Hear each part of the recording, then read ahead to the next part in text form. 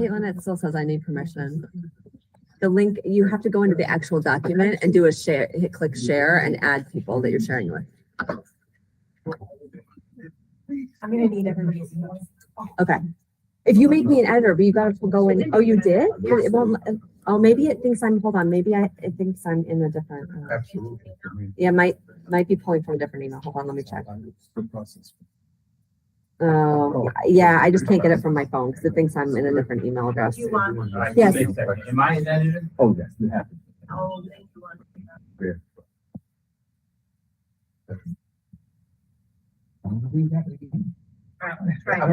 Yeah, bear with us for a minute here. If you are Jason, I need it at Kelly.Dylan.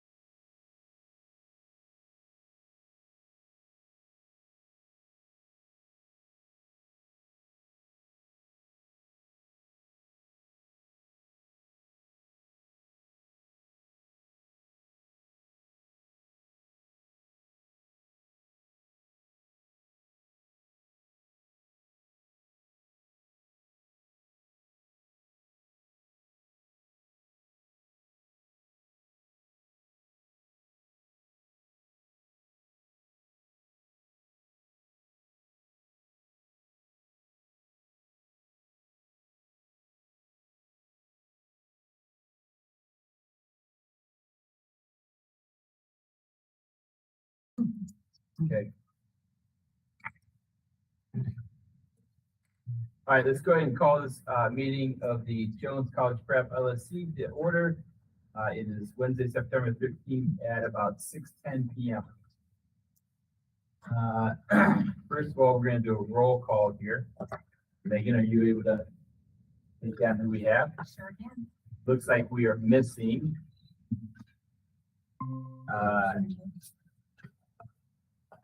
how do we have Raquel online? Yep, so Raquel's online.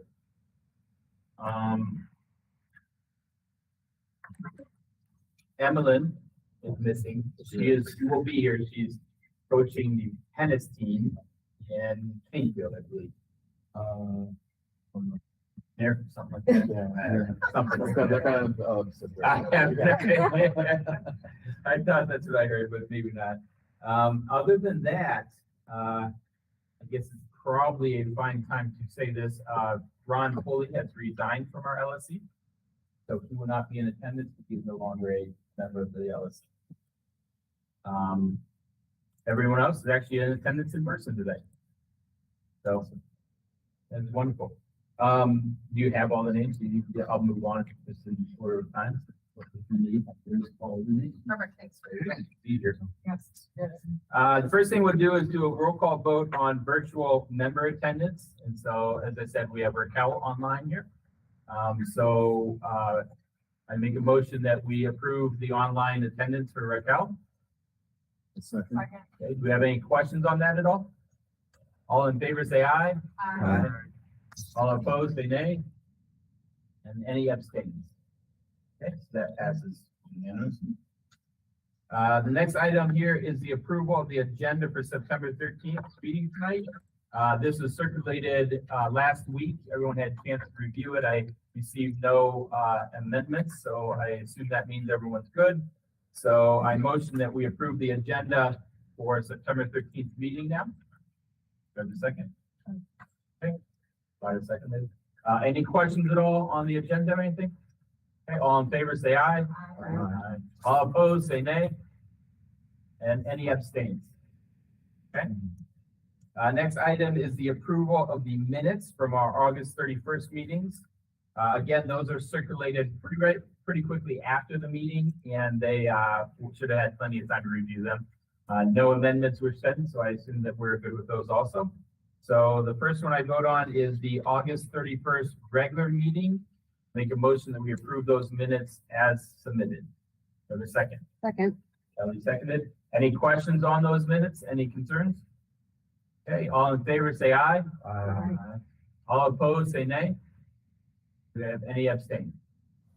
I'm gonna abstain. I didn't receive them. Okay, I'm pretty confident that they were sent out to everyone, but maybe they got lost in the email world. So we have one abstain, which is Raquel. The August 31st special closed session meeting now. Those were also submitted a few weeks ago. So I make a motion that we approve those minutes as submitted. Do I have a second? A second. Alba seconded that one. And we have any questions or concerns at all? Okay, all in favor, say aye. Aye. All opposed, say nay. And any abstains? Okay. All right, so let's move on. So we have a slight situation here that I just realized we have. The CIWP is the next item on our agenda here. Caitlin Miller is here to present this. However, I realized that the link that we sent to everyone was not working properly, and so everyone probably did not get a chance to review this. I think it was Friday or Saturday we sent it out. So we're gonna let Caitlin present right now. Please ask as many questions as you can. If you have a computer, you're able to see this now. You have full access to viewing it. If you want to see a copy, we have one copy in the building. And Mrs. Slater I do has. have a copy here. Look at the size of that. That's our problem. So I will surely make you a copy and have it back. I'm gonna go old school, which no kids will know, but we could go to CopyWorks really quick. and make a copy. At least you're gonna say. Kinko's Copy Works. So what I offer is this. Please, everyone, ask all the questions you can get. You can open this up on your computer. I am open to allowing everyone on this council to take 20 minutes to review the CIWP. I say this because this is due with a vote by Friday. Okay, what that means is at this point, we would have to call a special meeting today or Friday and let everyone review it to vote on Friday to get it approved. Or we could take some time now if what people want to look through it to review it or ask Kate all the questions. So at this point, I am going to, first of all, I will say I did have access. I believe it must have been because I was an editor. Somehow it came through to me, which is why I thought everyone was seeing it. I did review it. It's very exhaustive. I was pretty happy with where we are with it. And so as the chair, I can give you my confidence in it. However, I would never use that as a reasoning for no one else to look at it. So I'm open to suggestions on how we proceed. My opinion is we take the time now to look through it, vote on it, and get it approved before. Can we look at the presentation and then make the decision if we want to vote or?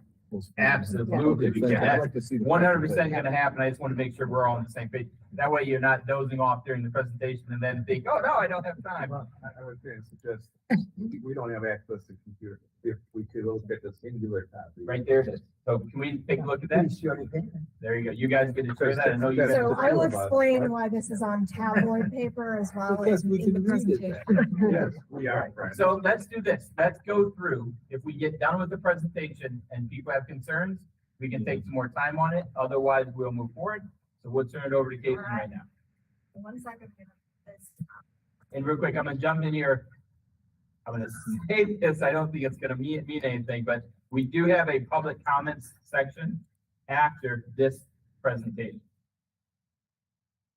Things submitted. So, but if anyone has questions from the public, we can answer that question. So, One more, if we're going to look at the screen, could any way to dim the lights? It's a reflection of. It's a reflection of the We need a key windows. to change this. Do we know who has that? Right. So dimming the lights won't help? It might help a little. Do you know where the lights are? You have any? No, they're So over we there. just said that fine print.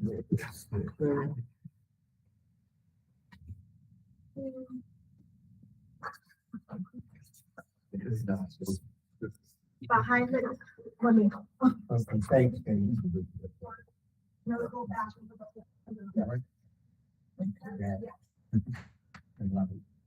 Got it? Oh, that helps. That helped. you squeezed in the sun. Yeah. It'll Give go it down about, soon. I think about 5 minutes here. And it's funny because it's actually like I know. reflecting off another building. Okay, is that okay? Yeah. All All right, right. thank you. Okay, so I came by, the last meeting, in August to give a little overview of where we were at for, CNW.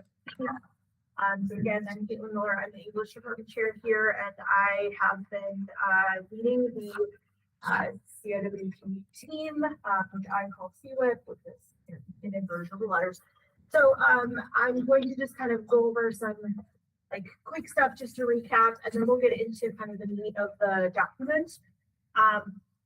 So this was the team of people who participated on the team. So there are a couple members here as well. So if you have questions, questions. So again, as you know, CIWP is the Continuous Improvement Working Plan. CPS has now put this on a 3-year cycle. And they've created a new template for the document, which accounts for the fact that this is on a Google Sheet, which didn't used to be the case, which makes it very hard to like PDF or print the document. So that's why it's on giant legal paper at this point. And of course, this is going to serve as the roadmap for really all of the school improvement decisions that we're making. So we went through a variety of steps here, including data analysis. We spent a lot of time on data analysis, chose priorities, and then created an implementation plan with some goals.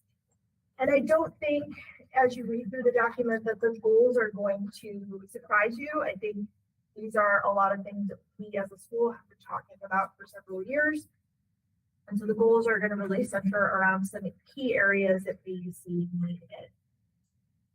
Two of the biggest places that we took data from are 5 Essentials and Cultivate. And I know that we are all familiar with 5 Essentials. That is a survey that addresses all stakeholders in the building around 5 essentials for a well-organized school.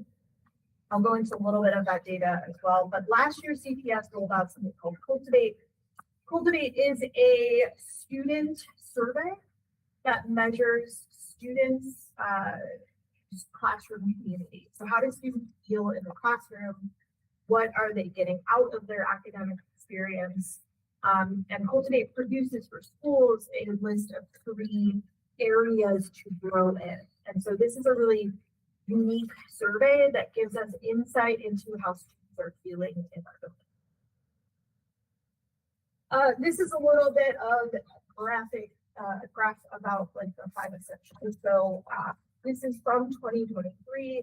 The data on the right are measures of the five essentials. So those are ambitious instruction, supportive environment, involved families, collaborative teachers, and effective leaders. And you can see at the bottom, I know it's small, but we have gone down in some areas. Particularly our lowest is effective leaders. And if you go over to the side, it tells us our performance indicators in all of the five essentials from strongest to weakest. We can ask questions during this out. I It don't looks know. like that five went down and only one went up. Can you tell me what that one is? Say that again, I'm sorry. It looks like, I'm looking at the lines, four went down, one went up. Yes. What is the one? The one that went up is ambitious instruction, Thank you. but it only went up by 2, so I would say it's been It's pretty, flat line too. pretty. And that's our strongest indicator. So all of them have gone down, but obviously the two weakest areas would have, and this is historically been true over the past several years, are collaborative teachers and effective leaders. We also have some other data sources, and I will send these slides to you too if you want to look at those more in depth. One is the ILT effectiveness rubric, which is a self-assessment tool that the ILT uses to gauge our effectiveness in the school. And I will tell you, as somebody who has been running the ILT for the past couple years, our scores have gotten better on that, but they're still fairly low in terms of what we've been able to do through instructional leadership. The new root report, you may have seen this before. The new root report is from New Root, the organization that came in to do social emotional work with the staff and the students, and they collected qualitative data from both groups in order to like gauge kind of what's the culture of the school, where are students struggling, where are teachers struggling. In this report, I showed you a little bit, gives some really interesting insight into some key takeaways for students and for staff, and for both areas combined. So here is like the key takeaways for what students said. Teachers should be more understanding, try to connect with students more, using their voice to be themselves, respect, more flexibility, opportunities for students to connect in meaningful ways, and focus on learning and process of learning instead of grades. And if we scroll down, You can't see your screen. it did. No.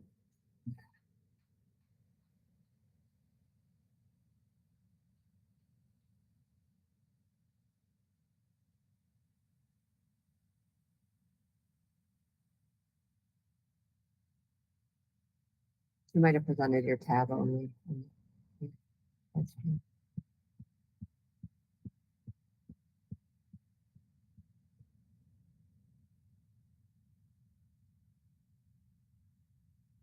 So these are the things that the students are saying there.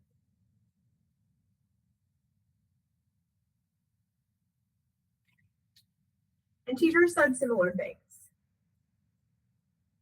So we used all of this data as we were assessing the priority areas for CELA. And to recap, and I know I talked a little bit about this this summer, but to recap, oh, and this is the Cultivate data findings. The Cultivate data actually said that these are our priority areas. These are areas that the staff need to work on according to what students are saying. Priority number 1 is student voice. Second is teacher caring. And the third is meaningful work. And what meaningful work means is that students sometimes have difficulty seeing how the work that they're being given is relevant to their future. So these, this data was really interesting. Of course, we have 5 essentials. And so then as we had all this data, we're tasked to look at each of these priorities. And we're supposed to pull data for each of these. And through that data analysis, we then choose the 2 that we are going to prioritize for the document. Let's skip through some of this.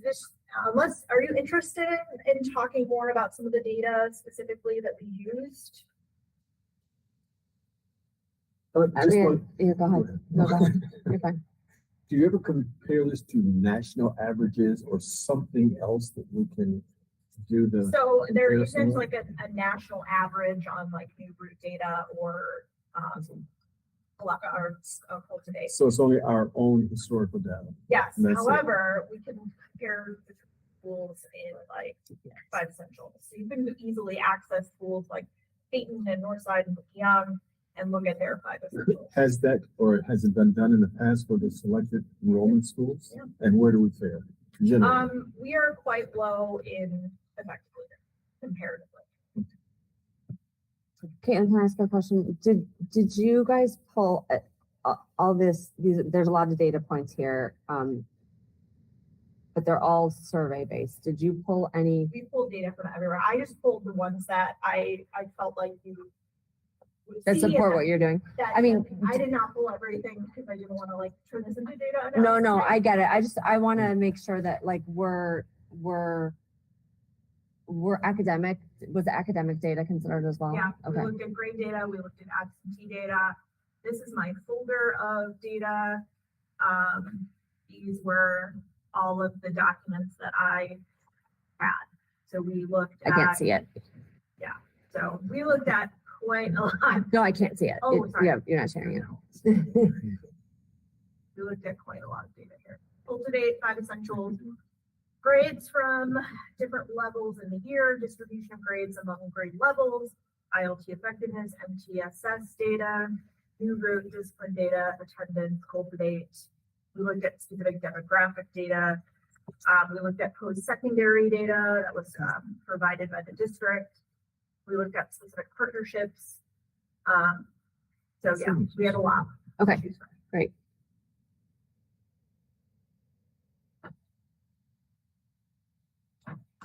So we, through data analysis, ended up choosing these 2 priorities, curriculum and instruction, connectedness and well-being. And it is important to note that the district requires us to pick something in the curriculum area. So these 2 pillars, the curriculum instruction and inclusive and supportive learning, you have to pick one, at least one of those as your priority.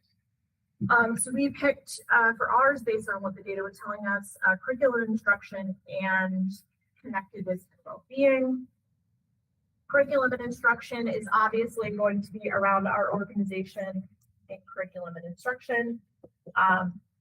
You know, we chose this one, I think, for a variety of reasons, one of which is now we are a network school. We have new network priorities that we have not been accustomed to as an ISP school. And there's a lot of work that we need to do internally around the organization of our curriculum and making sure that things are written down and vetted and equity centered. And then the other one we picked is connectedness and well-being. And we just saw a lot of data from students and teachers that necessitated a deeper dive into that. And so connectedness and well-being is going to talk about things like how students feel in the building, absence rates, misconduct, participation in activities, school spirit, student voice, etc. There are, you know, this is not just a one team job. There are going to be a variety of teams that are involved in each priority. So this is provided by the district, kind of a suggestion of where things are housed. Obviously, curriculum and instruction is going to allow the ILT to organize more efficiently and create some systems and protocols to strengthen our instructional leadership, which is an area that in 5 essentials, instructional leadership is the second lowest sub area, right above teacher principal trust. So that clearly, and also professional development is quite low. So that is definitely housed in curriculum instruction. And then we have connectedness and well-being. There are a lot of people involved in that, obviously culture and climate coordinator, OST coordinator, behavioral health team, counseling, our restorative practices, sponsors. So lots of people involved in that area. So now I'm going to get into kind of what we've established for the goals for those priorities. So specific things that we are looking at doing over the course of the next several years. And so if you go to the keyword document, everything is structured by tabs. So you'll have to kind of, read through here. So priority 1 at the bottom here is curriculum and instruction. And you can kind of scroll down and see how we laid this out. And then priority 2 is connectedness and well-being. So you can scroll down and see kind of how that looks as well. Priority 2 is empty because you're not required to choose a third priority.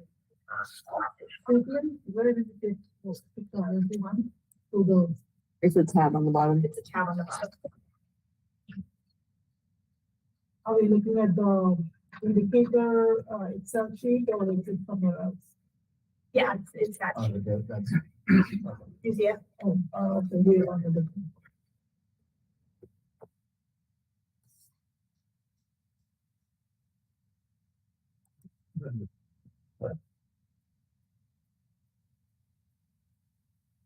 Okay. Got it. Okay. So basically what we're tasked to do within each priority is to establish a list of goals that we want to achieve over the next several years. And I think it's important to note too that, this is an editable living document. We can go back and edit things and revise things as we go through this process. And so via the data that we collected, we identified really 4 areas that we need to work on to better organize curriculum instruction and improve student outcomes. The first is a stronger commitment to equity-centered curriculum, which is something that teachers and students have been asking for a very long time. And we've done this via departmental work. Certain departments have done book studies, gone to trainings. We have done, obviously, whole school equity-centered professional development as well. But what we need to do is more of a concerted, organized effort around that. So one of the tasks that we're looking at doing through the ILT, the instructional leadership team, is doing some auditing of our existing curriculum. And that will come in 2 methods. So the first would be using the CPS rubrics to assess, do we have high quality curriculum? CPS does provide templates and rubrics for us to self-assess what we have right now. And then also using some equity rubrics to assess all of the curriculum to see if we are, having equity-centered texts, equity-centered policies, instructional practices, etc. So really looking at the curriculum and making sure that we are focusing racial equity, but we're looking at diverse learner support, English language support. Are those things present in our curriculum? We also need to do a better job of organizing and aligning our curriculum. For a long time, it's just been kind of at the, whatever the departments have felt is best, and we want to find a balance between having an organized curriculum, but also maintaining teacher autonomy and voice. We want to increase the collaboration time for course teams, which is something that our teachers have noted that they need. And then also strengthen our professional development, which again is an area that teachers have noted is a weakness in 5 Essentials. They've noted that for a few years. And we want to root that professional development in things that teachers are asking for, that they want more of, and also things that we're seeing via these audits. And we want to revamp the professional development calendar so that it is more, again, centered to teachers. So these are the core goals that we're working through for this priority. Yeah. But all of those 3 at par with other selected and It should be.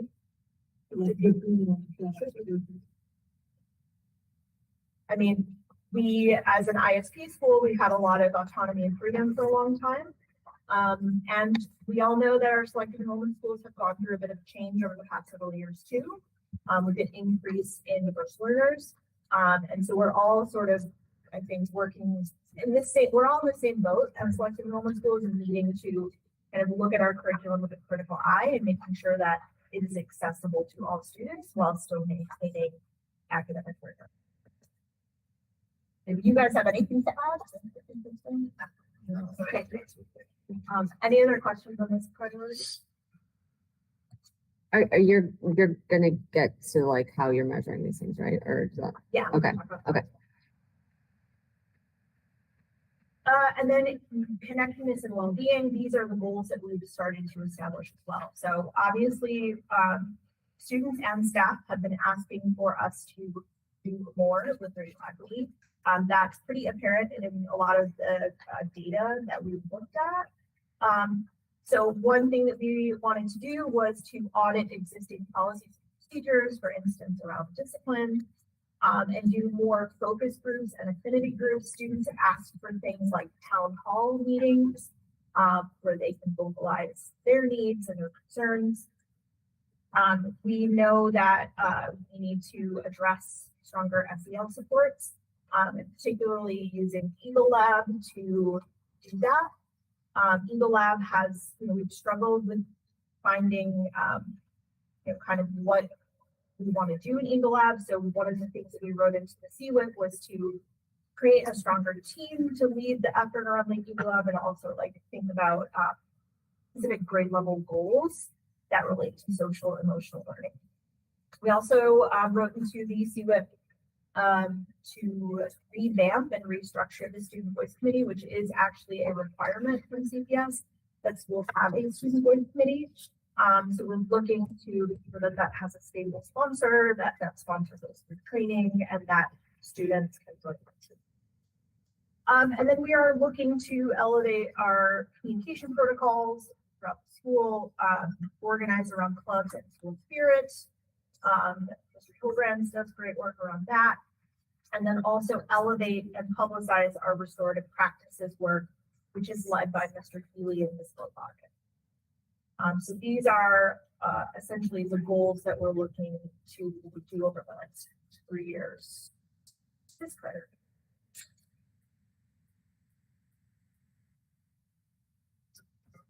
This year in particular, these are specific things that we're looking to get started on. So the first, I'm in charge of ILT, and so I am going to be doing some curriculum audits with the ILT. So looking at curriculum, looking at course team documents, and kind of getting a sense of what teachers need in this moment, and what strengths we already have, and how we can kind of center some professional development around where we're seeing some, teacher need. We also are kind of revamping the ILT a little bit, with some stronger roles and responsibilities that were created by the administration. We're of course looking at revamping the Student Voice Committee, getting that off the ground, and then also getting a team to work on Eagle Lab goals. And then figuring out some better protocols around communication and organization, particularly in the school between teachers and students and admin and teachers. Those are kind of the initial things that we're starting with. And so I'll show you in a second on the CWIP document what this looks like, but we really set up, this is a 3-year cycle, and we really set this up to be this kind of cycle. So this is a pretty typical school improvement cycle where we have data analysis and goal setting. That's kind of the stage that we're in right now. We did a lot of data analysis, we set these goals, and now we're moving into, okay, what can we feasibly implement in the time that we have? Implementing those goals and then figuring out how to progress monitor those, which is what I'll talk about. So we really set this up in like each year kind of follows this trajectory. And there are a lot of goals here. This is a lot to accomplish even just this year. So it's, realistic to say that we might not hit every single target, but we're hoping through some strong progress monitoring tools provided from the district and things that we can set in place that will hit as many targets. I'm going to pause for questions before I move into the monitoring. What does grade equity mean?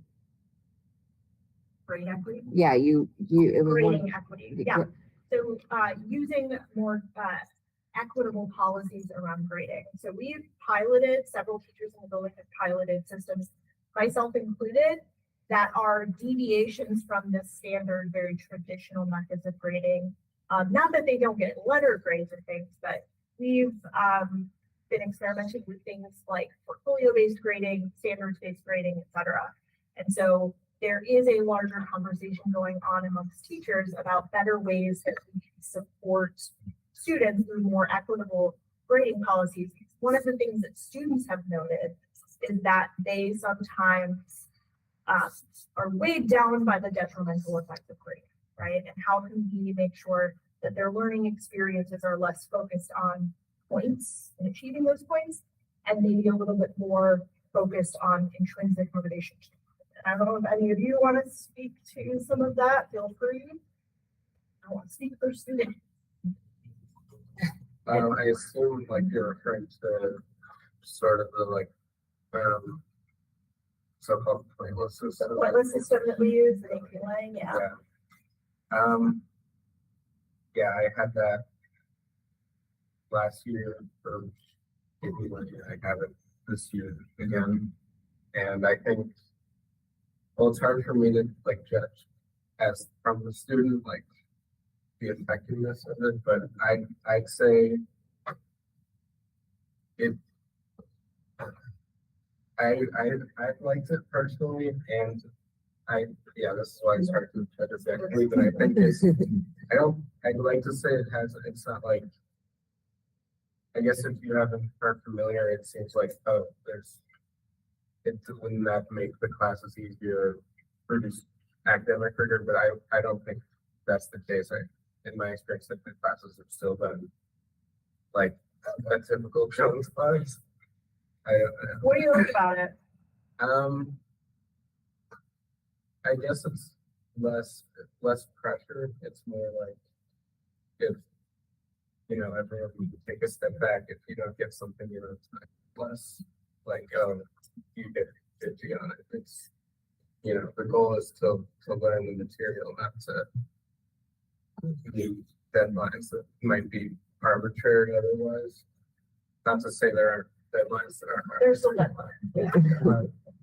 How does that translate to a grade? And what's all grades a symbol translate to a grade point average? So this Sure, gentleman and others go to legally- college, they're going to look at a grade point average without knowing this, without knowing how you came up with that and how it influenced that grade point average. How do you do that? We do it through a portfolio-based system. I use essentially it's like a standards-based system where the students show growth in certain areas. And we measure those. We use rubrics. We attach comments and feedback to those things. The students have a little bit more ownership and aren't getting points for every little thing that they're doing. Instead, they're looking at their work over the course of time. And we're assessing their growth over the course of a period. So we're assessing specific skills. So the benefits of that are that if they don't do well on one test, it's not going to drive them down necessarily to the C, right? But if they are not doing their work and they're not progressing, like they're not going to get a C, certainly. And I've been researching grading practices for 5 or 6 years at this point. I've presented at conferences, et cetera. So we could have a whole meeting just about grading for equity. And I've run a professional learning community here for about a year. We've done several meetings on it. And so there are teachers in the building doing this work, and we have heard great things from the students in terms of how this has changed their perspective in the classroom, while still maintaining rigor and academic direction. But would that put Jones students at disadvantage with college selection? And if anything, I think it's strengthened. Do you want to? I don't know. So, He's more. yeah, You still get like a letter grade. It appears on your transcript the same. It's Yeah. like instead of an A, you get some kind of. yeah, and then to add on to some of Martin's points, after I think at the end of the semester to create your own portfolio regarding your work. But then also included in that is a reflection letter and basically you evaluate yourself in terms of how you need to perform based on the work that you submitted. So I think in that sense, I find it very beneficial because that's really kind of what my weaknesses are. And I find that to eventually like strengthen my skills. So I find the system pretty helpful. It also could help with what we were saying earlier with students not feeling maybe that, or maybe we didn't talk about this today, but, like students not feeling that what they do in class is important or because you have to reflect on it. Demonstrate. You have to think about it, so. And we also know that our students are stressed and anxious, and a lot of that is due to academic grades. And so I think some of this is taking the pressure. LSC is stressed, I mean. But this is taking the pressure off of a lot. Just, if I can just say something, but that was really important, key part of it. It's not mentioned, it's that it's standard, so it's like a standard that they're expecting them to it's almost like CBE. CPS does have CBE scores, which is competency or curriculum based education. So like Northside is actually on that equitable kind of grade. So that's exactly the entire Northside College prep school on. They're on that. What is that called? Right. So it's something that is being done by several high schools. And this is something that teachers are doing across the country. I'm presenting at the National Council for Teachers English in 2 months on this, and there are a variety of teachers also presenting on grading correctly. Like this is the move that we are trying to make, particularly after remote learning, to help our students' mental health and to reevaluate what our purpose is in the classroom. So it's been really good. Yeah. So I'm gonna ask a question that's. Yeah, I won't put words in his mouth. Equity-based grading. You have 5 years ago, you had 10 things you learned in your class. And now it sounds like I'm hearing those 10 things you're teaching now, they don't have to get to as long as they're progressing in a direction towards learning. I obviously haven't done much research. I'm coming from a deficiency of knowledge on this. I don't have the experience that you do. But I think I have a sense that as a parent who went through high school and college, it was based on a grading system. Well, I think it's different. You keep saying it is, but you're also saying that grades don't matter as much. Grades do matter, and we know that, and that's why we changed the system, because we know how much grades matter. Jason, can I interrupt for 1 second? So my junior just is in an English class this year that is on this system, and we just listened to curriculum night. And my understanding of it is that they get assignments along the way, and they're rated on a 4-point scale as they go along. And then when they get to the end of a unit that is a summative, they produce work. And if you started out at a 2 and moved to a 4 by the end, you're doing 4-level work. So the 2 shouldn't hurt you because you got to the 4 and now you've mastered that. But if you average the 2 and a 2 and a 3 and a 4, you're going to get to a less than 3, right? Yeah. So instead of penalizing kids that are, learning through the process and may get there at the end, but they started out really slow and they're constantly trying to pull that grade up after digging themselves a hole, they're focused on the end result. That's what I see in how it's been structured here. I think there's when we looked at it, my husband immediately said, well, having to argue for your grade, I think that's terrible because they're not really arguing for their grade. Okay. Right? Because it's more of a reflection. They're not really arguing for their grades, but they are going to talk about their progress over time, right?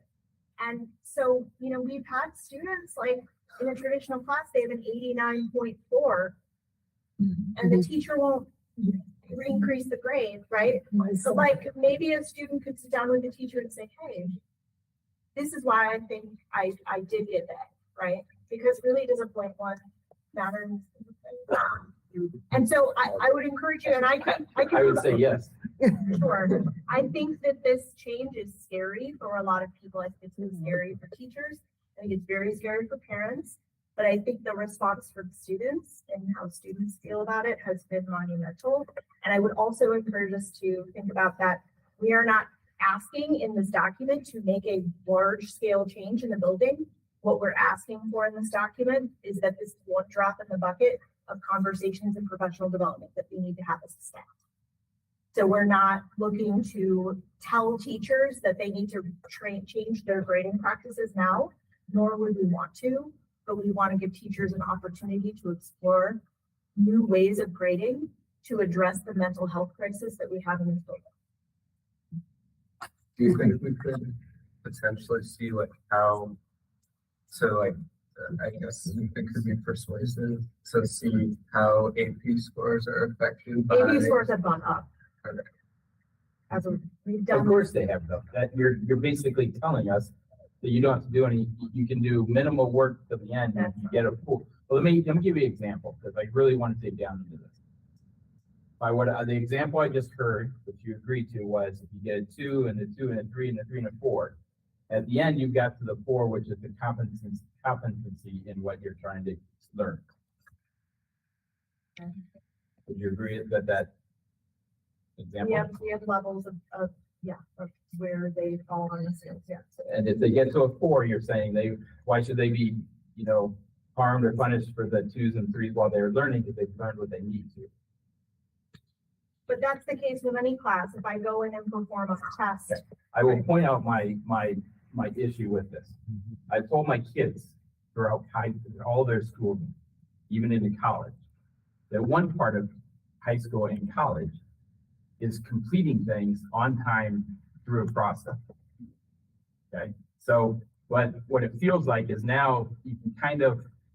It's not saying you don't have to do the no, work. one of our standards is engagement and labor, and they have to show that they have followed through on their work and that they are turning things in on time. And there are deadlines, and that all of that is still present. And I'm sure this. But the grade on those doesn't count as much. Is that correct? They still get scores. Like I assign an AP of timed writing, and I give them the rubric back, and I tell them, okay, according to the AP rubric, you get a 4 out of 6.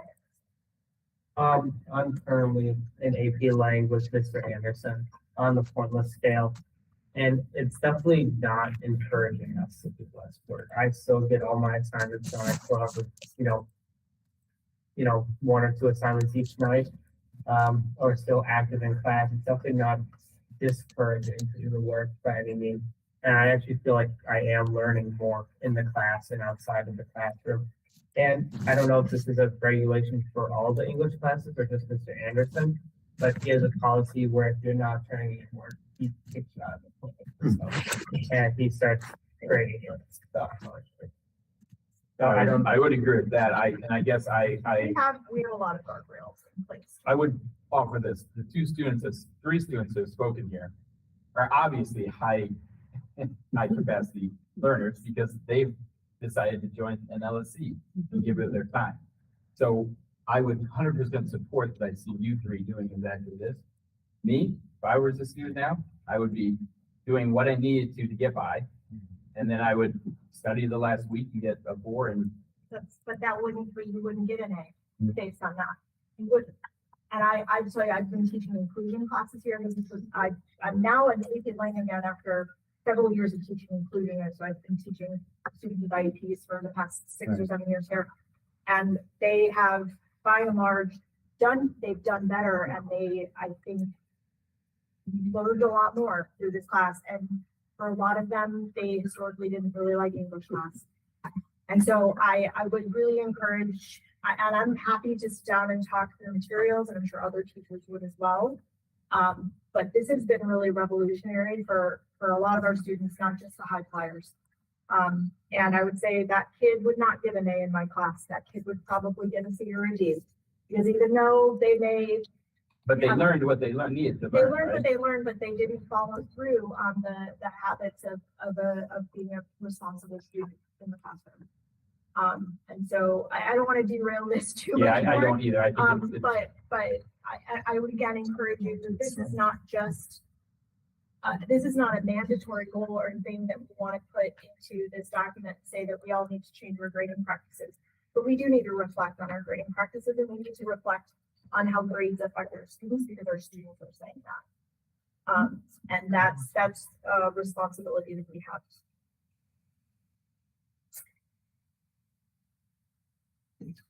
Sorry, I didn't You mean can to speak yell now. at dogs. I was just gonna remark that to me, it sounds like closer to the project-based It is. learning, Yes.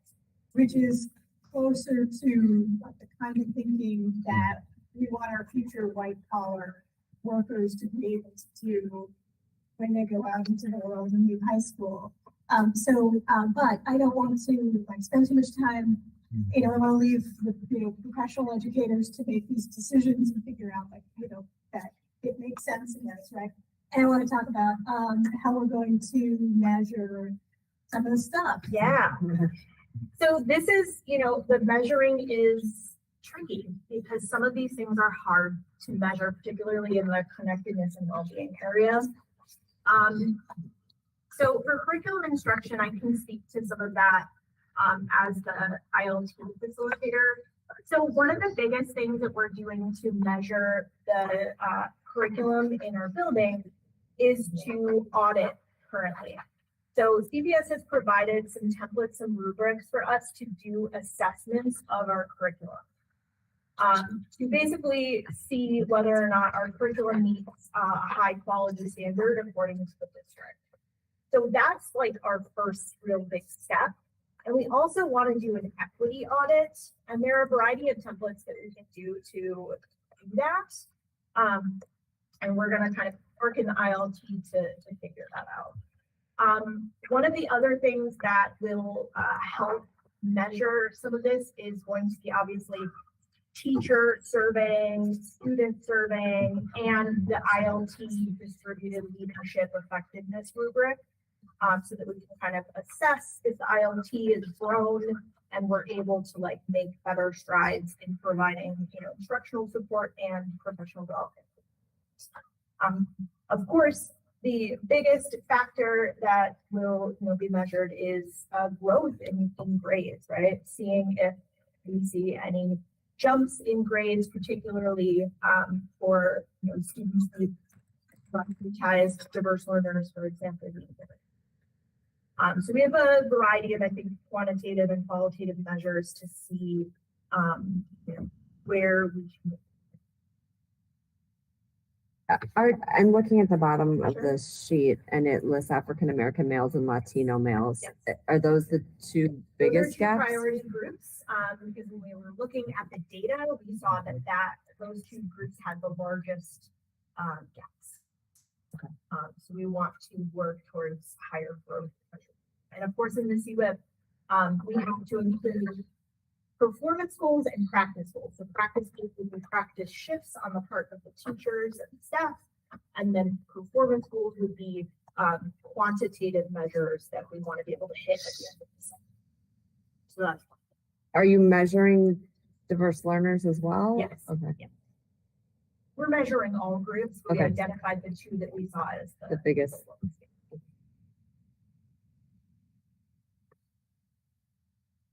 Any other questions on curriculum and instruction measures? One other question, sorry, is there any, will this capture, I guess, I'm guessing that the audits will highlight differences between teachers teaching the same Yes. section of Yes. things? Because that has been brought up multiple times. That is, one of the goals is around alignment and making sure that there's horizontal alignment, meaning that teachers who are on the same course team are, the students are walking out with the same experiences. And then also making sure that there's vertical alignment, so progressing to each grade level, are the skills building on. Okay. So all of that work is primarily going to be housed in the ILT, which is comprised of, instructional leaders throughout the building, department chairs, Ms. Gonzalez, Torres, and myself. Connectedness and well-being is going to be, a trickier area to measure. We have a lot of great data already that led us to these things. And some of these things are going to be just kind of things that we need to achieve by the end of this year.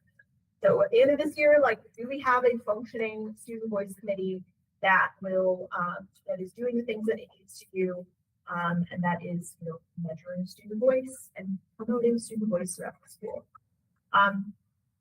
One of the things that we here, Do you have like immediate goals and then field? which you can read, they're parsed out here towards the end of each priority. Basically, again, we followed that cycle of like, this year, we're gonna start the thing, then we're gonna go fuller into it next year, and then we're gonna progress monitor as much as we can. So we're just trying to follow a school improvement cycle. So again, a lot of the connectedness and well-being, information or goals, I should say, are going to be structured around, for this year at least, making sure that we have accomplished these things. So like building some organizational structures, building these teams. The behavioral health team also needs to kind of come into play in looking at attendance data, assessing that, want to develop some better attendance protocols, particularly for students who are struggling to school. And also develop perhaps some feedback metrics through the building, like I said earlier, via town halls with students, making sure that we are using the existing survey data that we have, because CPS is requiring us to do, the 5 essentials and the cultivate. So let's use it as a tool and see, collectively do some data. So those would be measures that we want to put in place to really be able to track anything. But this one is harder to track, and this one has a lot more parts to it because there are a lot of factors.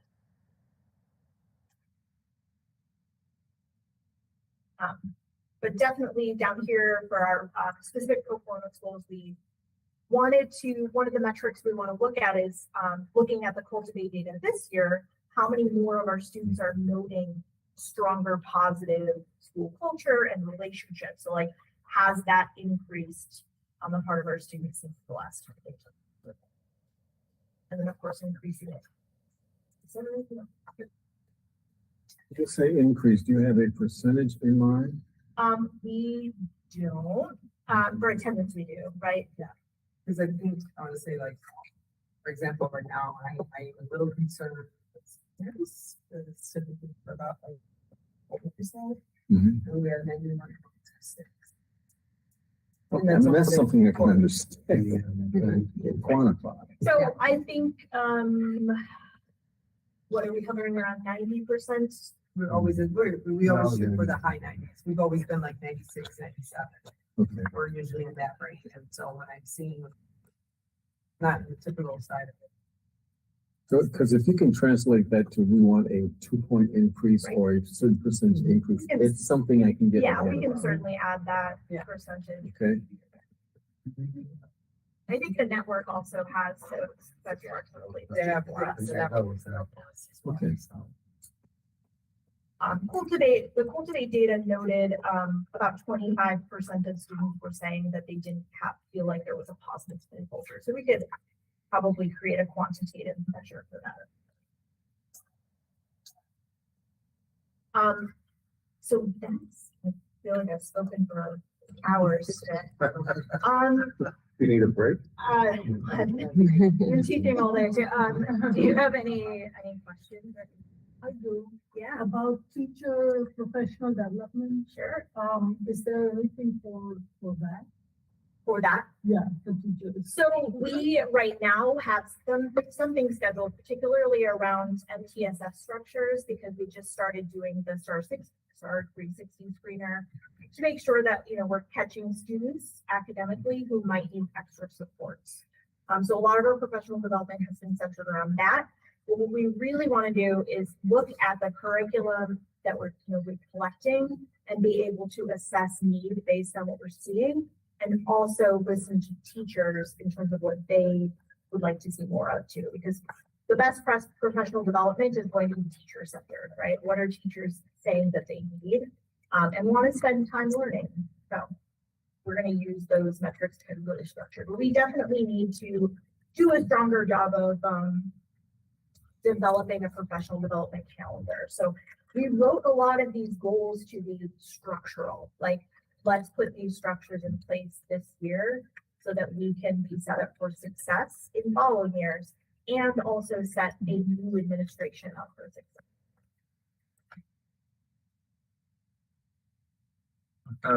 So are there any like clear ideas for what Eco Lab could use for these? We talked about Yeah. like, planning to discuss what to do with it, what Yeah. is there a plan of what? So I think the goal is to involve you guys, students, because you are the ones directly impacted in that. And so the first step is really that we want to create a team of people who are interested in thinking about, like, thought partnering on how to make EcoLab a better use of your time.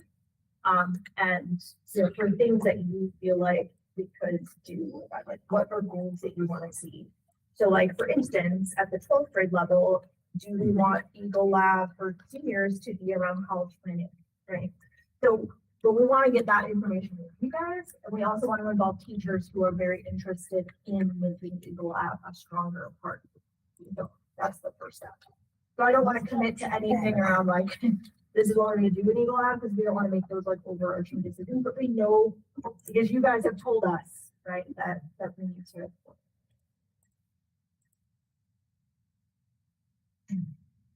Is there a way to monitor whether students are getting a consistent EcoLab experience? Because I know my child is not. But it's something that we definitely. That's time. And I get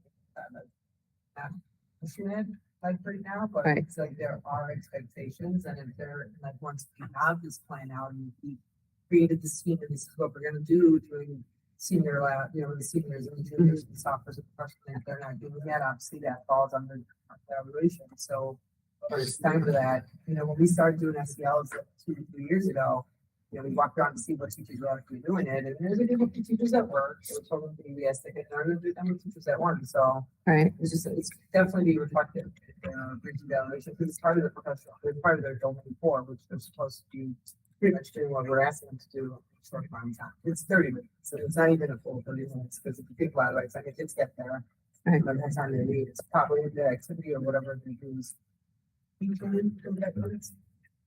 You know, so even that is in such small amount of time, whatever they're gonna do is hoping to bring them closer as a group together, so. Right. So, yeah, I mean, the way we're looking at it is, you know, having an evaluation. We just want it to be a purposeful time. We know we need more Right. stronger SELs, because we have a lot of really good resources too. So now it's just about structuring and coordinating. I mean, from my standpoint, I think a lot of time and thought and effort and analysis have clearly gone into this. Absolutely. I think it's going to be a heavy lift to Sure is. implement and monitor. We just wanted to throw everything. And if we can accomplish, you know, things here, I think it'll be really great. All right, are we good with any more questions? Are we ready to move on? You want to give her a break or? Oh, no, I think you're done with the You're done? What? I sure Yeah. am. I was ready to go through the other parts. All right, so at this point, let's go ahead and move open to public comments, questions. Does anyone have anything, questions at all from the public? I do. You're not really public, but. I do. Go ahead. I just want to thank Katie, and her team. They have spent an inordinate amount of time working on this all summer. My start day is at 6:30, and she has beat me in many days to 6 o'clock. And I really appreciate it, because we wouldn't have gotten this done without the team that I got. So she deserves a lot of I got something planned for her. Right.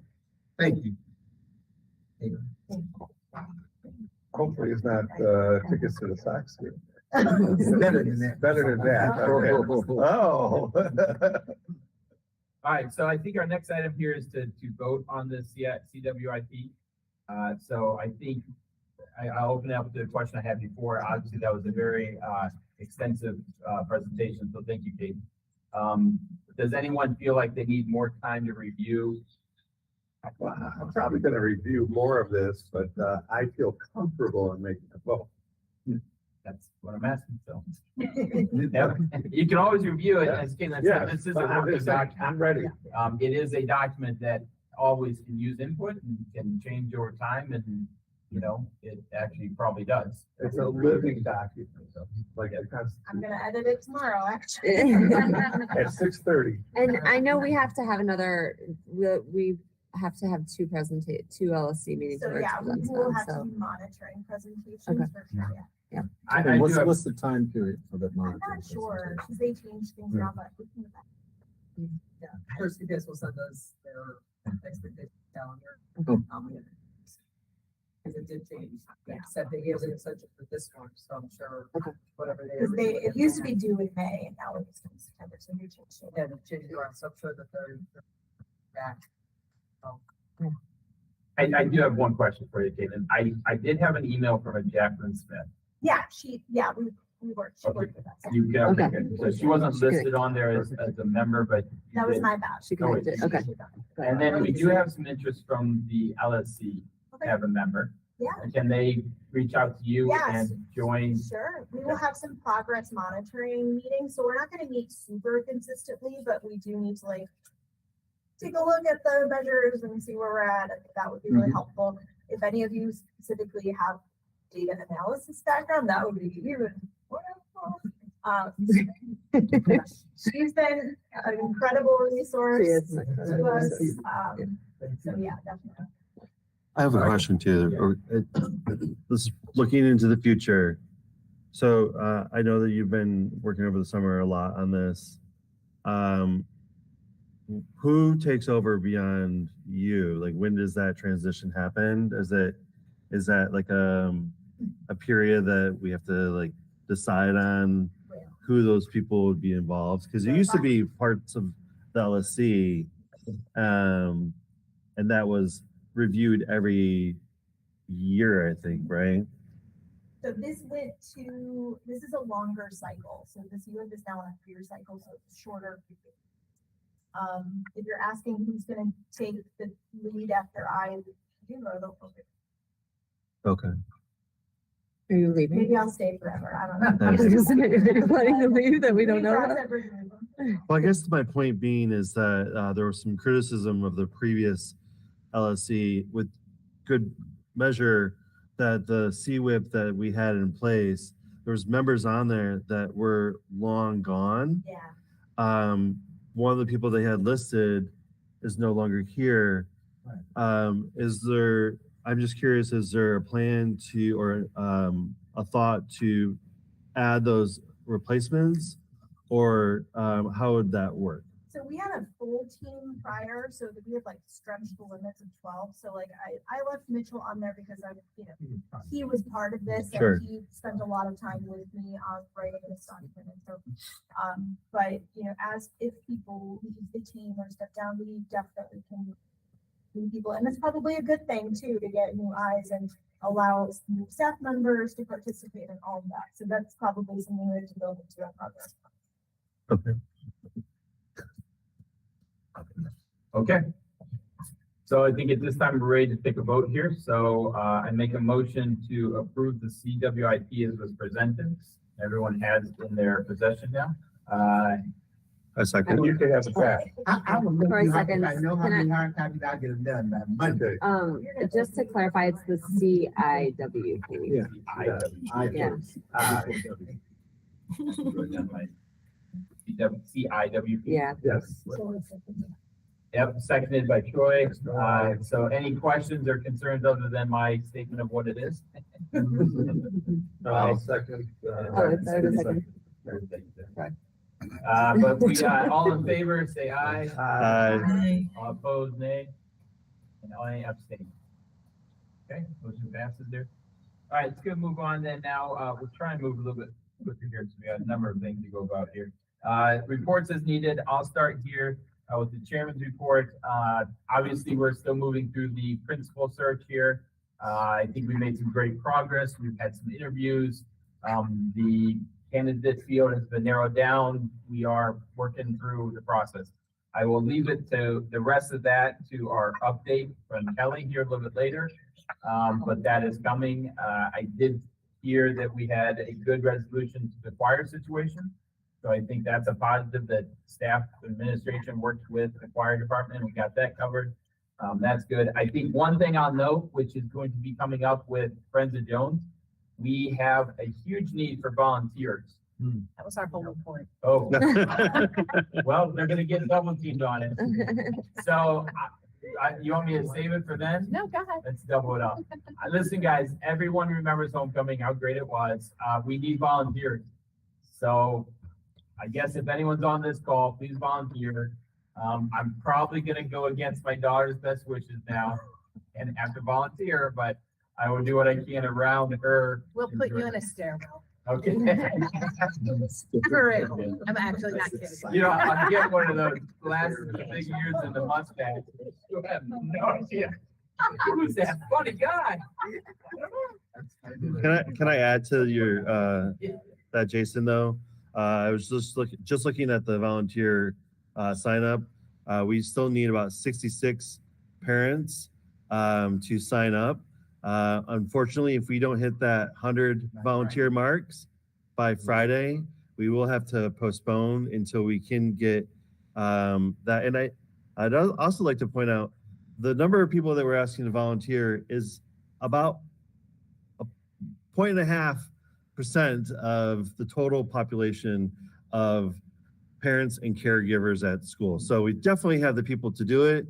And I'd really encourage the SGA has been putting a ton of work into this, and I know that they're really trying to push that. So if you can volunteer, please do. Yeah. What was the date? What time? Next Friday. What time? There's various times. Okay. We need 100 parents because if not, I will postpone it this Friday. We need 100 parents. Okay, I'll Well, fill in a We time need slot. 100 CPS approved volunteers. Right. So that can include staff and. I other think I'm volunteers as approved. well. Am I approved? DC? No. I know I am. Level 2. My buddy here and I, we're a team. All right, well, you got texts today. Just respond to them. Okay. Okay, I'll respond. There's been multiple emails, texts. You can go to Friends of Jones on our Instagram and our Facebook page. You can scan, download, click. If you haven't seen it, it's because you haven't looked for it. It's also on the main website. Oh, I see that. Yeah. Nice. All right, let's move on because you're gonna get that again in a Yep. little bit. All right, Troy, we have you're the down to principal's 65. report. Yep. Mr. Eds, I think you're presenting tonight? You guys got the, I know he handed out already the, audit report for you guys. So you see, you should all have one of these, on there, and then there's a couple pages on there that have a highlight on it. So there's a total of 4 highlights on there, and those were all the areas in which they found discrepancies when they came in and did the audit, and then we corrected those discrepancies. So just so you know that those are the only areas that we had those, and we were able to correct them, to make it 100% of. All of them. All the 4 that are highlighted, those are the only ones that we had discrepancy in, so we were able to correct those discrepancies, and then that was taken care of. So, we need to go through there, at your leisure, look at that, so yeah, so that's some of the things that, was cleared and rectified, and so we are good, it's 100. And then the other handout he gave you was about, you should also have this one, if you want to see one of these. And so that one, includes basically where our student budget projected, we were projected originally back in, I don't know, when we got that. Our budget, was it like May or something, late April, when we got our budget, they only budgeted Jones to only have 1,934 students. And we actually petitioned for more students, and because we were taking a lot of transfers for sophomores, juniors, and seniors, even though we didn't take that many juniors and seniors, but we did take a good chunk of sophomores. So they had projected us at 1936. It was the number they originally projected us, and presently we are at 1964. So we weren't able to get 20 students more than they originally had projected. So hopefully we will get those monies regarding those students. And then we did hire 12 new staff. Yeah, and then for the first one, if you notice, it says counseling. Well, one of our counselors took a sabbatical, so it's a TAT. So depending if she does return, then obviously this counselor will leave, and if he doesn't, then we could probably take the position and offer it to this young lady. So we have that counselor. We had one in math. We had 2 PE. The second one, Vincent Rosado, he's actually a part-time PE. He took over for Tom that left, Sorka. And then we have 2 science. We have 1, 2, 3, 4, 5 in special education that we've hired, and then we have 1 social studies, which is Alexis Martinez. So she's doing, I think she's doing world studies right now. So she's our first year teacher. So I'm going to try to work with her closely because it's her first year. And to give you a rundown of the numbers, so we have 1964 students. We have a total of 505 freshmen, 473 sophomores, 490 juniors, and 496 seniors. That gives us a grand total of 1964. And that is it. Cool. Any questions at all? All right, perfect. Thank you. Raquel has online. Okay, go ahead, Raquel. It's not a question about what was about the report. I was just wondering if we could in the agenda get a link to the report, like in the future. Which report is this? The principal's report? Oh, the principal's report. It's really just presented. It's not really a written Yeah, I format. mean, I gave you guys a written version. I mean, I can just share it with you, Jason, I guess.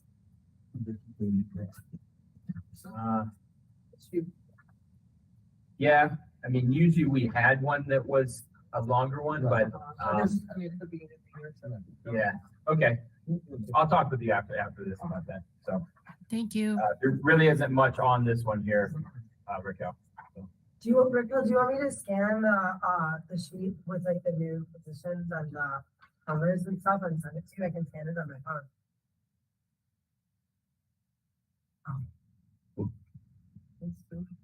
All right, let's go ahead and move on. So next we have the teacher report. So do we have Frank and Emlyn, or we don't really have much to report. This is, it's just been so crazy. Yeah. We met, the PPLC did meet at the end of 0 week.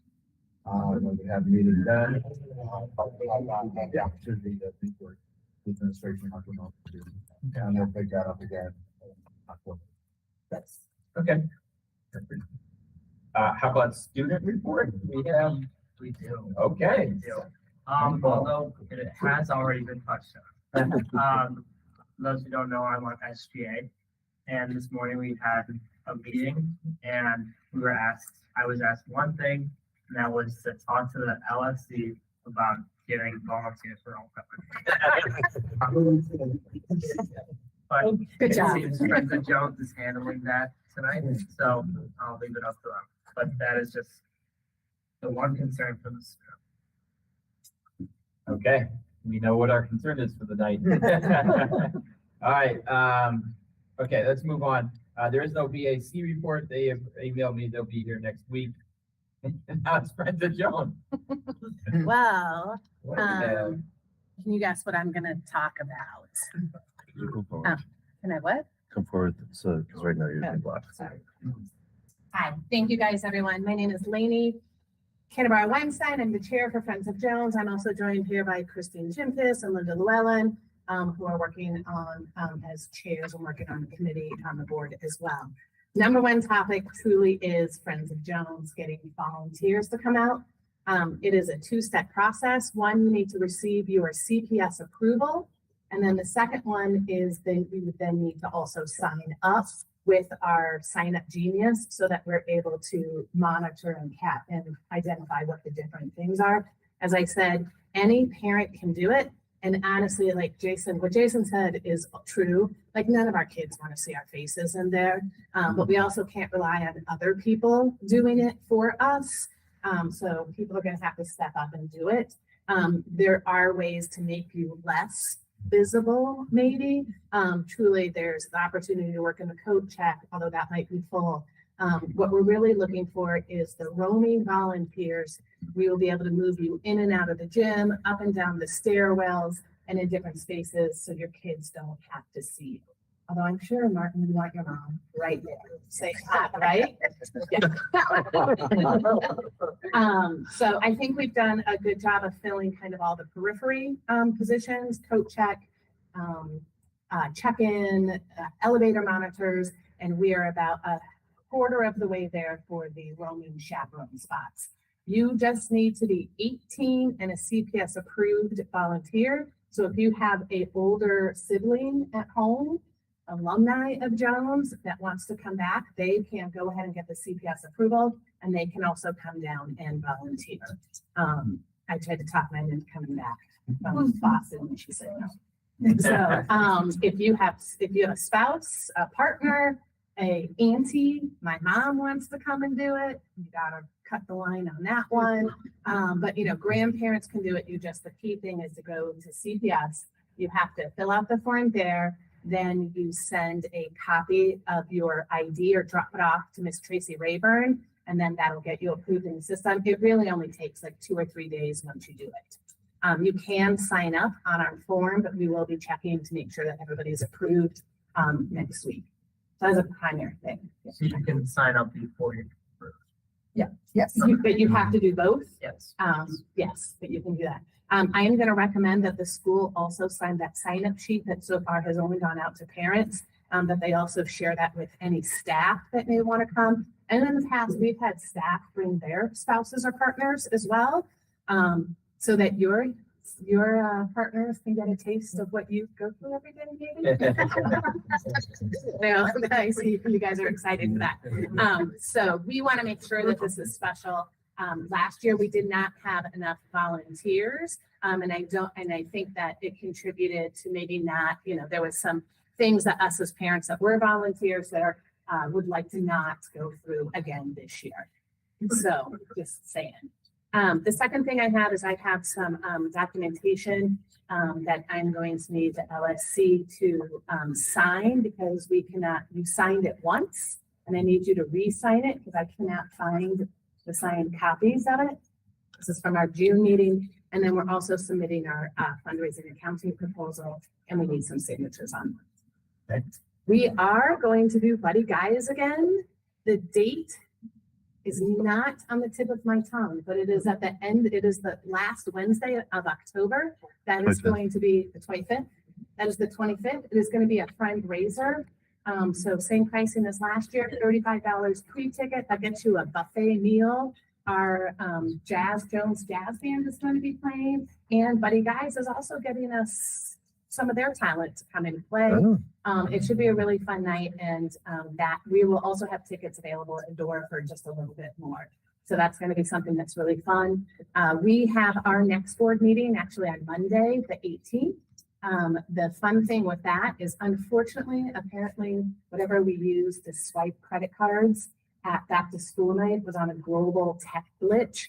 So we actually couldn't accept credit cards. So we are doing a pop-up pickup leading up to our meeting where people can go ahead and put their orders in and come and pick them up online because we couldn't process our credit cards. We couldn't process the credit cards there. So that is happening. And then please join us starting at 6 o'clock in the lobby. Come meet the other Friends of Jones. We're still looking for some board volunteers to help support us. Although I will say our freshman parents are like in it to win it. They are very excited. We have a lot of people that are coming up to the table and wanting to get involved. And so I'm very encouraged by the spirit of the freshmen, as I am a senior parent who is tired and on the way out. So, does anyone have any questions about Friends of Jones? I just did that fast. You said you had your accounting thing is the report from last year's things, right? Yes, but It's not an approval for, it is the approval that we presented. not a to new approval. Correct. It's And then just the a- other thing is the report of Yes. what was collected. Yes. Okay. Got it. So I'll get with someone afterwards for that. Any other questions? What is the number one takeaway for Friends of Jones.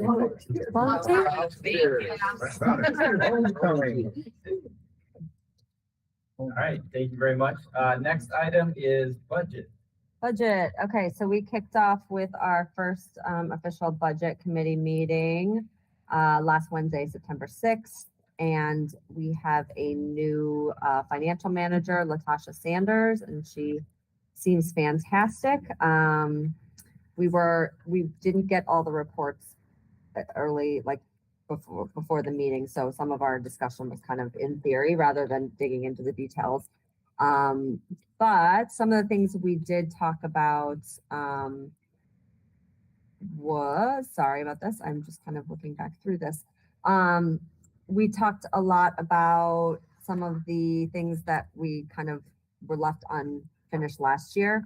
One of the things was that we have back to school funds. We have an additional $38,720 in back to school funds. And we still had some left over from last year. So we really want to kind of track and make sure that we are using those funds for the benefit of the students to help build morale and everybody be excited about being a Jones. So we're going to be kind of trying to monitor that going forward. Ms. Torres, we also heard that we got fall OST funds. Is that right? And what do you know what the amount is on that? Oh. Okay. Okay. It's a lot more than last year. The reason why we got more, we no longer have the partnership with Columbia College. That was a grant that was given that's gone away. So we no longer have that partnership with them. So this is kind of to the betterment and some actually go give those kind of outlets for students and have some of those activities still there. So we set up that and the code the ones. Okay. And I had heard that there's a lot of restrictions on it, on how it's spent. There Okay. are restrictions on it, so like, it has, especially space targeted towards our diverse, just our high incident, just like it has parameters and they have to take attendance. They'll, especially if they're gonna do something that's, like enrichment. So it's 3 areas. We have enrichment. I forgot the other 2 areas. What is it?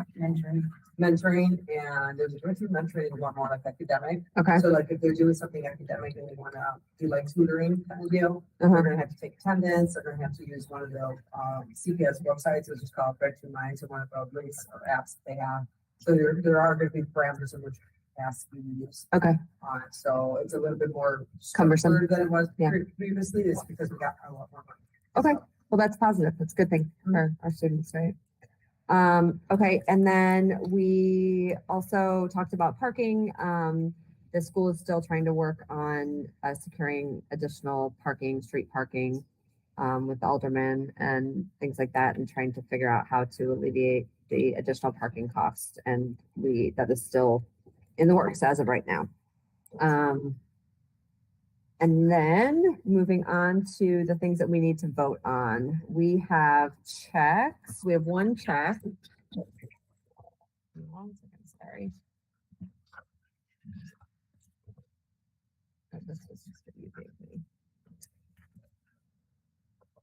We have one check for $13,680 for Albert IO. And that is related to the AP support, online support. It's where they do all their practice tests. Practice so it's stuff, like a yes. huge important thing for And all my of son us. told me that Jones didn't renew their license with it, and I said, oh, I beg to differ, because I just got a check request for it. A couple of AP teachers actually came up right after that. Okay. Yeah, so that's our one check request. So I'd like to make a motion to approve this check request for $13,680 for Albert IO. Seconded. You got it. Okay, any questions or concerns? Okay, all in favor, say aye. Aye. All opposed, say nay. Any abstain? Okay. Okay. Next, we have budget and book transfers. We have a book transfer for $1,048 from the PE into the Oracle account for outreach and community education for physical education. And we have another book transfer for $3,000 from the Student Government Association into Oracle for the Student Government Association to purchase supplies for homecoming through CPS vendors. Are there any questions about those? I'd like to make a motion to approve those two book transfers. Yeah, I second that motion. Any questions at all? All right, all in favor, say aye. Aye. All opposed, say nay. And any abstains? Okay, I have a budget transfer. This is a little bit hard to read, but it is a number of line items that are totaling about $23,000. Funds for mailing postage, moving funds to the supply budget line, transportation for sports, transferred funds for security overtime, bucket pointer line for summer programming, and counselor bucket. And these are all moving from like the contingency line into specific lines on our Oracle system. Does anybody have any questions about that? I'd like to make a motion to approve those budget transfers. All right, I second that motion. All in favor, say aye. Aye. All opposed, say nay. And any abstains? And now, because of the audit, we get to approve a whole lot more lot more fundraising proposals, because previously we only approved those that did not have, we only approved the ones that had a portion going to an outside company where not 100% went to the Jones organization. But now we have to approve every single one. So let me start. I'm going to go through them all. If anybody has questions as I go along, please feel free to stop me. We have a Double Good popcorn virtual fundraiser from the girls volleyball team, expected to make $500. We have a swim-a-thon from the JP Swim and Dive team with the girls are swimming laps to raise money. We do not have a projected amount of income from that. We have another one from the JP Swim and Dive team to sell snacks and taking suggested donations. And the donations will go to breast cancer research. And we were not given a projected amount on that one. We have a proposal from the dance team to sell snow cones with the dance team in the lobby, and they're projecting to make $1,000 profit. And we have a proposal from the girls volleyball to sell concessions at all home volleyball games with a projected profit of $500. We have another one from the Baile Latine, which is under LS, and they are hoping to sell snacks such as juices, chips, ice cones, and possibly candy, with a projected profit of about $480. And then we have a proposal from the dance team. I'm very confused with this because it says kiddie camp, but it says snow cones. So that's just very confusing. Do you know what that is? I think it's to support, they have a camp that serves younger kids, and I think it's helping They're gonna run a camp. Okay, Yeah. I think she just copied this over and didn't Oh. change it. Okay, so I think they're gonna run a kiddie camp. And the profits from that will go towards the summer camp for Jones students. And to pay for nationals and, they're gonna run this, it says distributions is for summer camp, and then it says they're gonna also use it for nationals and competition fees. And the profit anticipated of that one is about $1,275. I think that's it. That's a lot. Does anybody have questions? No. No? Okay, I'd like to make a motion to approve all of those fundraiser proposals as they were. And second that motion. All in favor, say aye. Aye. All opposed, say nay. Any abstains? All right, thank you. That's it for me. Perfect. What? What do you mean that's it? What, you're not through yet. That's it for the budget for me. Okay. All right, so that's not it for you though. Yeah. Now we're gonna move on to the next item, which is principal search update. Our good friend, Joe. So principal search update, we had, at our last meeting, our special meeting, we moved 4 candidates forward into the interview round. Last Friday, we held 4 virtual interviews, which all of our, a number of our council was on live, and then those that were not able to be on live have all watched those interviews. And in our closed session today, we will be voting on who to move forward to second round interviews. When we come out of closed session, we will continue to make that vote using candidate numbers and not names. So at this point, no names will be disclosed. Is there anything I'm forgetting? I think we've had a lot of questions about what's the, when's it going to be? When's it going to end? When are you going to have candidates for us? I think at this point, I can't say anything definitively. I think our goal, tonight is to move candidates forward to the next round. We hope to have those interviews next week. And we need to establish another special meeting when we can have a quorum present from the council. At that point, if we have to decide if we have 1 or more candidates that we're ready to present to the community, and then we will set up forums and let everybody hear those candidates speak, and then we will ask for feedback, and then we would vote at that point. So that's kind of the projection. I don't think anybody wants this to drag out very long. We all want to get it done. We also have to coordinate enough people's schedules that we can have a forum to be able to vote on things. Sure. So that's kind of where we are with it. And and we are not under a time crunch because everybody knows, we are under a time crunch that we want to get it done, but we do not have a deadline looming as to when we have to have this done, because we have been in constant contact with our LSC relations and our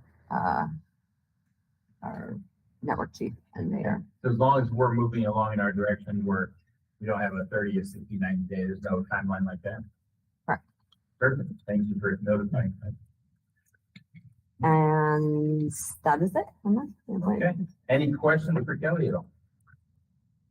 I want to say you did an outstanding job, and shout out to you for coordinating it. I was on all the interviews, and it all went smoothly. Perfect. Thank you.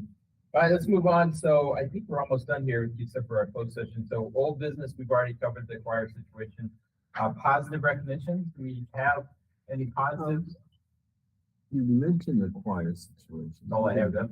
Oh. I said, Well, that she was given they segregated out into 2 separate, an intermediate and advanced. So Good. she was given 3 sections, and each one was leveled properly, as opposed to mixing the 2 upper levels. perfect. Well, and I also got an update on the computer science issue that was brought to us last year, and they did add a second section for that computer science class that was requested. So that is also another positive. I have one too. The esports, which is normally in this room, just got and built 32 brand new computers. Not to brag, but I'm pretty sure we're probably one of the top schools for equipment that will be shared with the digital arts program. It's a huge boost for both the esports and the digital arts. They're pretty amazing computers. Cool. Yeah, and they light on. Well, I have one of those too. That's, cool. All right, so let's move on then. We've got I don't think there's any new business right now. So the next item would be public participation. I don't think nobody asked to sign up, and so I guess not. We do have one that was submitted. So per our previous discussion, Kelly will be reading the submission of a public comment. An email public comment. Okay. I'd like my comments to be read out loud and added to the public folder. I was chagrined to learn that 2 very qualified candidates are out of the running and were not among the top candidates to even be considered for the next principal of Jones. These 2 people stuck with Jones over the past 2 years when it would have been easy for them to leave. They saw Jones through a pandemic, the sudden departure of a principal, and were a large part of why my family felt comfortable putting Jones as my daughter's top choice, high school choice. Indeed, when there is a strong, diverse bench of qualified and diverse assistant principals, as there was at Jones, that creates comfort, as it is not uncommon for qualified assistant principals to ascend to the principal position, as was most recently done at Whitney Young and Lane Tech. From my vantage point, these candidates handled their jobs seamlessly, and every interaction I ever had with them made me feel proud to have them in leadership positions, especially as a new parent at Jones last year. They seemed to embrace the open door policy, and any issue I ever had was handled adeptly, swiftly, and fairly with the best interests of all in mind. Further, I frequently saw them at school games and events after school hours and on weekends cheering on the kids and showing support. They really seemed to focus on the best interests of the children and the values Jones stood for. They were also able to keep Jones ranking among the top schools in Illinois as well. Quite a feat under challenging circumstances and in extremely difficult situations. If one looks at their credentials, they are very impressive as well and include a doctorate in education, leadership and administrative roles at the high school and elementary school levels, as well as substantial teaching experience. And they had experience with the Jones community and understanding of CPS and how to bring together students from many different backgrounds, schools, and zip codes and unify them to be proud soaring eagles for which the students at their elementary schools had worked so hard to have the opportunity to become. Their institutional knowledge and history of Jones would also have made the transition seamless. It is unfortunate that the reward for all their efforts was to be dismissed from the candidate pool without even granting them an opportunity to be interviewed. In this time when we aspire to teach children civility and respect, it seems very rude and disrespectful after all they have done to support the school and sacrificing their own personal time to see Jones through challenging times. Something seems very wrong on all fronts with that decision. Signed, Jim, I don't know if you pronounce his last name, Steuer, Steuer. Thank you very much. That will also be in the folder for tonight's meeting. Thank you. All right, at this point, we're done with our regular meeting. We'll be moving to a closed session.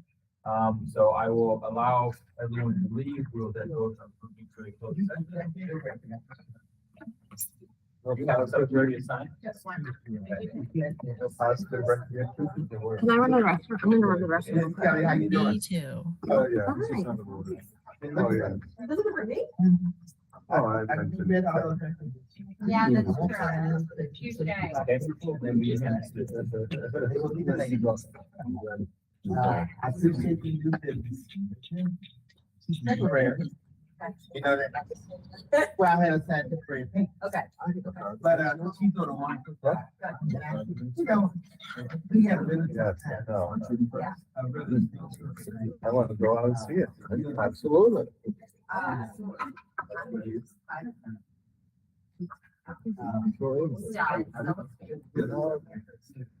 kept, Oh, I know. I kept trying to get a 9 o'clock tonight. I bought another one. He did good. They was. Those glasses look really sharp. Thank you. They look really, did you get everything? No, but newer. You were, all right. I feel like I totally would have noticed that before. I do appreciate it. I look at TV now, that's the way. One second.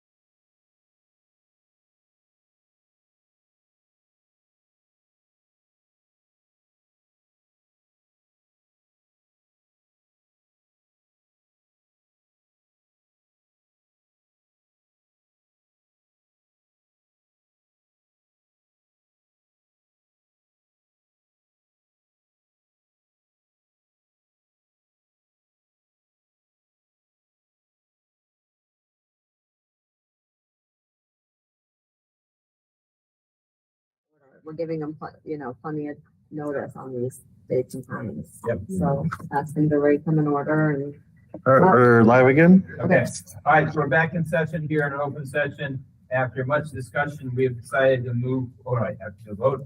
All right, so I make a motion that we move candidates 3, 5, and 9 forward to the next round of interviews. a second, Second, any questions or concerns? Okay, all in favor, say aye. Aye. All opposed, say nay. Any abstains? I abstain. Okay, one abstention, that's Raquel. All right, thank you. We'll take the next steps. Future agenda item, October 11th, November 8th, December 13th are our next meetings. 6 p.m. in the library. I move that we adjourn the meeting tonight.